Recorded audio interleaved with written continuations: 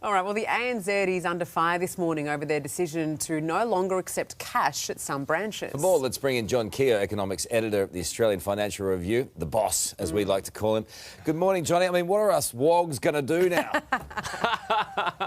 How are we going to put our money under the mattress anymore, Carl? This is interesting, isn't it? Because ANZ, some of their branches are now not going to be doing over-the-counter transactions for cash, such as, you know, withdrawals and deposits.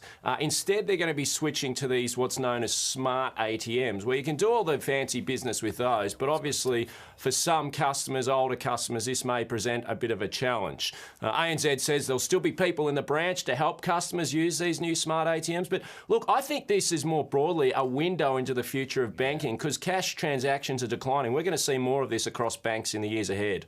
Now, Wayne, do you think this marginalises the most vulnerable members of our community? No question. I mean, banks are very profitable. They receive a licence. They have basic obligations to their customers, and some customers need to have cash. There are large parts of Australia now, particularly in rural Australia, where people don't have bank branches and all they have is an ATM. And I think somewhere there's going to have to be a line in the sand about the very basic services that banks should be providing, particularly for vulnerable customers. I, for one, I don't really carry cash. Everything's digital. It's on your phone, it's on your watch. You just tap and go these days. But it's not for everyone. Yeah.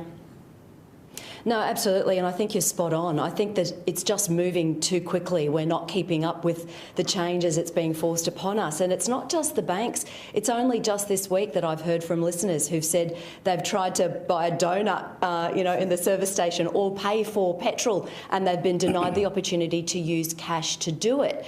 And I think that it just means that we need to make sure that we keep up with the changes that's going to happen.